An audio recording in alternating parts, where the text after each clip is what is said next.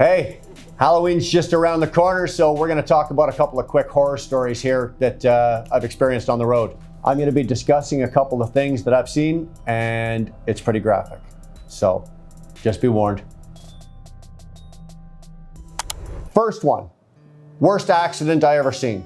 Did I say that right? The worst accident I have ever seen. Okay, the poor girl that's doing the editing on this one's going to have to work her ass off. Okay, the worst accident I've ever seen. 79 South, coming off the 90. I was just made the turn, come around the ramp. I'm going down. Deer comes out, runs out across the road. Car, truck. This car goes out to miss the deer, hits this car. This car sort of T-bones it. Truck hits them both.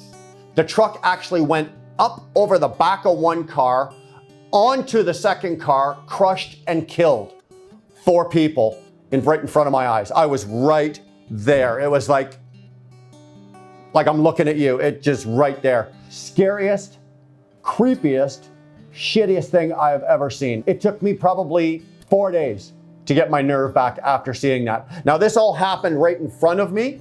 There was other cars obviously that were swerving.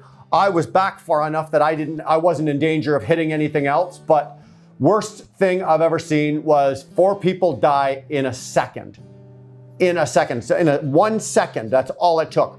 4 people died. 1 child, 3 adults, dead. Scared the hell out of me. Note to you, if you see an animal runs in front of you, don't swerve. Hit it, take the car damage. You get a new car, you can't replace your life. And you can't replace my life if you hit me, so make sure you hit that animal. I never thought I'd hear myself say that. The second one, and this is kind of gross, but you're gonna hear about it anyway. A guy at the food terminal in Toronto, and this was going back probably early, mid-90s. There was a shunt truck coming through, and this guy was suffering from, I guess he was having some mental health issues. And he was not happy with his life or the direction it was going, and the shunt truck was coming through, had no trailer, so he was clipping along his decent speed. And this poor bugger just walked out in front of him and bounced himself, his head, everything off the front of that truck. And again, right in front of me, I was sitting like here looking out my window, and it was happening right there. The poor guy walked out, and I'm saying poor guy because, he felt that his life was, not worth anything, and this is how he had to deal with it. Walked out, shunt truck hit him, and it was a mess. It was like watching a pumpkin explode, dropping a pumpkin and watching a pumpkin explode. It was disgusting. Again, it's like, oh. Okay, I've been presented with a question that you would think would be easy. You would think that the question I was asked, which is, what am I afraid of as a trucker? Most people are gonna first off say, being alone, or being without my children or something like that. And it's not that I'm afraid of that. They know I'm on the road, they know I'm gone. So what I'm afraid of is 2 years ago or 3 years ago, I can't remember the exact date. I was working in the oil field. Some people are gonna say I blacked out. Some people are gonna say, I know what happened. It doesn't matter. I don't know what happened, but I was turning a corner, and the next thing I know, I'm laying on my side. 2 guys had jumped in my tractor to kick the windows out and get me out. That's what scares me. That's what keeps me up and keeps me going, is I don't want to land in the ditch. I don't want to roll again. I had a triaxle truck, triaxle nitrogen bulker trailer, and I was fully loaded. I had a lot of weight behind me, and it flipped. When the Canadian RCMPs submitted their fines, it was all to do with the company's tires and axles and everything. It was nothing to do with speed, it had nothing to do with distracted driving, nothing like that. Just in case anybody was thinking that. But to this day, I still don't know how it happened. It still haunts me and still keeps me on the straight and narrow of something that could happen again. Hey, I'm just gonna do a quick little second here on truck drivers and our mental health and where we can get help, okay? We have a lot of guys out there on the road that are suffering from depression, PTSD. There's a whole slew of things that cause anxiety and problems in our lives as truck drivers, family pressures as well. I'm just letting you know that at any given time, whatever company you're working for, reach out. Reach out to HR. Reach out to, even if you got to reach out to your dispatcher who can then reach out to HR.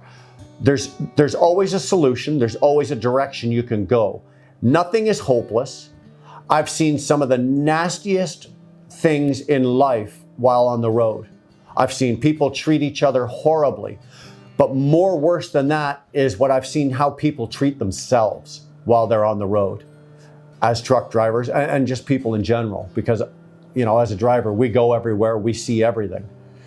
Just know at any given time, you know, you don't have to do this alone. Yes, we are lonely. We have a solitary life being truck drivers, but you don't have to be alone, okay? Pick up the phone, text, email, send a fucking carrier pigeon if you have to. If you need help, ask for help. I've known many a guy in this industry that has reached out for help and got the help, and I've not thought one little bit less of that person because they asked for help. If I needed help for something, I would ask for help. I'm not that big, I'm not that strong. Yes, I am, but don't worry about it. If I need help, I'd ask for help. So just on that real quick, we've got the video, some things have happened, it's kind of gross, but if you are in the industry and you are hurting, suffering, and you don't know where to turn, reach out, ask for help. Bottom line, you don't have to do it alone. Later. Played Xbox. I'm not kidding. I played Xbox. I played a racing game on Xbox for about 20 hours straight and smoked cigars. That is what I did. I don't drink. I'm a recovered drug addict and alcoholic, so I don't drink. I've been clean and sober for 30 years, almost 30 years. No, 28 years. I didn't have alcohol or a crutch to fall back on, so I had to fall back on something else. Yeah, I just played Xbox. I just kept my mind busy. I talked to my wife. I messed around in the house. I had to accept what I saw and I had to deal with it. I had to get on with it. Did it push me to the point where I had PTSD? No, I don't think so. I think I was able to just get on with my life, accept what I saw, get on with my life, and just know that at any given time, something like that can happen. Like, life is so short and so precious, and you to watch something like that, 4 people, gone.